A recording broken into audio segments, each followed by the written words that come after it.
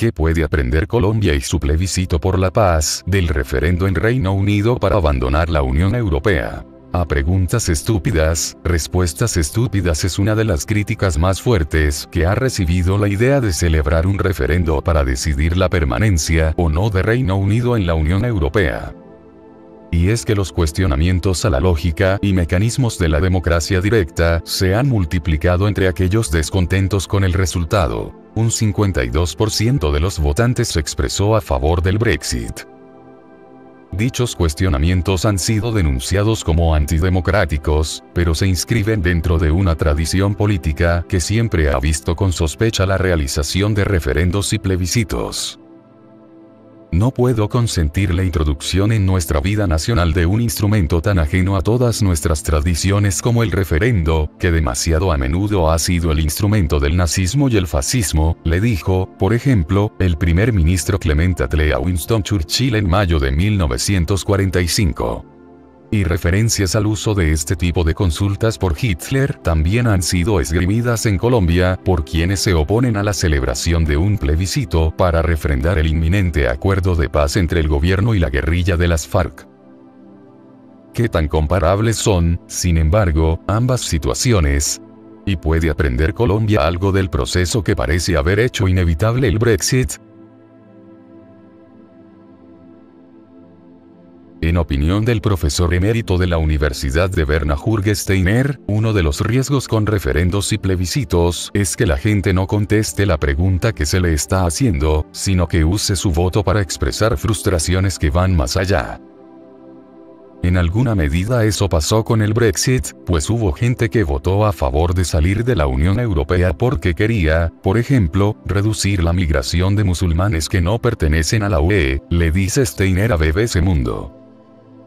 Y algunos temen que en Colombia pueda ocurrir algo similar, que al dejar la aprobación final del acuerdo a un pueblo que acumula más de 50 años de heridas y sufrimientos, los rencores terminen imponiéndose y un voto negativo le aseste un golpe mortal a las posibilidades de paz. Aunque críticas muy similares al mecanismo propuesto para refrendar los acuerdos también han sido formuladas por aquellos que se oponen a lo negociado en La Habana o creen que el llamado plebiscito por la paz, ya aprobado por el Congreso colombiano, le da una ventaja injusta al sí. El plebiscito es un instrumento propio de democracias débiles y de gobiernos autoritarios en el que se apela a lo emocional, no a lo racional, le dice a BBC Mundo la experta de la Universidad del Rosario Luisa Fernanda García. Y, en el caso colombiano, el plebiscito por la paz, un mecanismo ambiguo que busca inducir al pueblo colombiano a que diga que sí, sostiene García, quien mencionó el ejemplo de Hitler en una intervención ante la Corte Constitucional de Colombia, el organismo que tiene la decisión final sobre el mecanismo de refrendación de los acuerdos de paz. El argumento de García es que resulta obvio que, si se lo coloca frente a una disyuntiva planteada en términos de paz o guerra, cualquier humano diría que quiere la paz.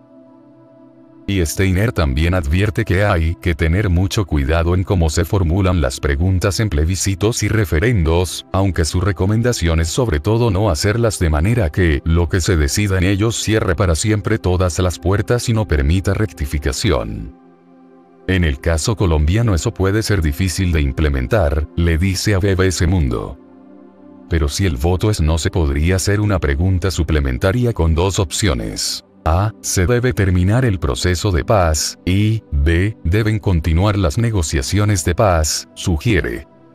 Una opción que seguramente les habría gustado a los votantes del Brexit, dispuestos a quedarse en una UE reformada pero descontentos con las concesiones que había logrado extraer el primer ministro David Cameron. Sandra Borda, politóloga y decana de la Facultad de Ciencias Sociales de la Universidad Jorge Tadeo Lozano, cree sin embargo que en actual contexto político colombiano una victoria del no ya tendría que interpretarse como un mandato para regresar a la mesa de trabajo. Un voto por el no necesariamente implicaría que se pierde todo el esfuerzo anterior, pues incluso los uribistas, los simpatizantes del expresidente Álvaro Uribe, el mayor crítico del proceso, han empezado a promover el no como un mandato para volver a la mesa de negociación, le dice a BBC Mundo. Y, para ella, el problema de haber sometido a referendo la posibilidad de un Brexit es que los sondeos demuestran que la gente muy pocas veces está en las mejores condiciones para decidir sobre temas económicos o de relaciones internacionales, pues están muy separados de su experiencia cotidiana. En contraste, en el caso colombiano, el conflicto no solo ha permeado la vida cotidiana de todos los colombianos, explica, sino que lo ha hecho hasta el punto de que la refrendación popular del acuerdo de paz es la única forma de asegurar su legitimidad. No creo que se pueda hacer de otra forma, le dice la politóloga a BBC Mundo. Y Luisa Fernanda García coincide en que Colombia no puede permitirse dar por bueno los acuerdos sin participación ciudadana. Para ella, un referendo sería, de hecho, una mejor opción que un plebiscito. Aunque para ella el mecanismo idóneo sería una Asamblea Nacional Constituyente. Pero en ningún caso un plebiscito y mucho menos un plebiscito como el que se está proponiendo, insiste García, quien también critica que la propuesta aprobada por el Congreso haya bajado el umbral de aprobación a nada más un 13% del electorado, quitándole así valor político a la abstención. Aunque la Corte Constitucional todavía tiene que validar el instrumento y podría introducir cambios antes del 3 de octubre de este año, aunque todos esperan que emita una decisión mucho antes de ese plazo. A Steiner, en cualquier caso, le preocupa más la calidad que la cantidad de la participación. Para él, la dimensión clave si se quiere darle más poder a la gente y tener democracias más inclusivas es la calidad del debate público que debe preceder la toma de decisiones, incluyendo aquellas que se toman a través de un plebiscito o un referendo. Y, en ese sentido, el ejemplo de la campaña que condujo al Brexit, llena de promesas dudosas, advertencias apocalípticas y datos cuestionables, seguramente ofrece una importante lección. La sugerencia de Steiner a Colombia es crear espacios de deliberación a nivel local por todo el país y asegurar las condiciones para que muestras representativas de la ciudadanía pueda encontrarse y sostener discusiones verdaderamente informadas sobre el proceso de paz. Y luego darle a representantes de esos grupos la oportunidad de compartir sus reflexiones y conclusiones con el resto de la población a través de los medios y otros espacios, de forma que en el debate nacional realmente se escuche la voz de los ciudadanos informados, y no solo a los políticos o los expertos elegidos por los medios de comunicación.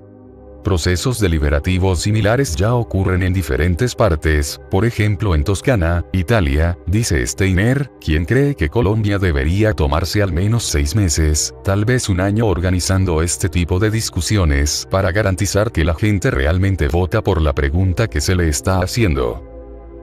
Y el catedrático suizo, quien también se desempeña como profesor de ciencia política en la Universidad de Carolina del Norte en Chapel Hill, Estados Unidos, no opina nada más desde la teoría y desde la distancia, pues conoce muy bien el caso colombiano.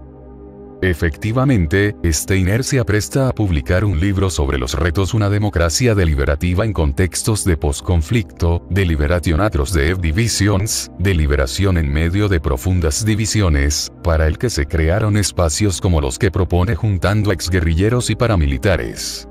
Y, a su manera, el profesor emérito de la Universidad de Berna ya ha estado apoyando el proceso de paz colombiano. 2 de sus estudiantes de doctorado trabajan en el gobierno de Juan Manuel Santos y al menos uno de ellos ha colaborado directamente con su equipo negociador.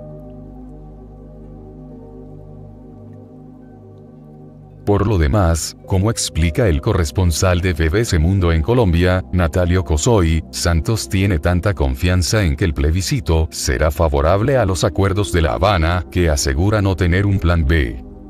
Y Cosoy también destaca que Carlos Antonio Lozada, un miembro del equipo negociador de las FARC en La Habana, también aseguró en un diálogo interactivo en Periscope que los rebeldes no creen que vayan a seguir con la guerra incluso si el plebiscito resulta contrario a los acuerdos. A pesar de que el presidente Juan Manuel Santos dijo que acatará la voluntad del pueblo, sea cual sea el resultado del plebiscito, la realidad es que este no es vinculante, recordó también Cosoy. Y esto significa que siempre existiría la posibilidad de implementar los acuerdos incluso en caso de un no, a pesar del alto costo político que esto podría acarrear, dijo nuestro corresponsal. Esa opción también aplica a Reino Unido en el caso del referendo del Brexit, pero aún está por verse si alguien se atreverá a desoír los resultados del 23 de junio o las posibles consecuencias de esto. Lo que significa que las posibles elecciones del Brexit para Colombia no han hecho sino empezar.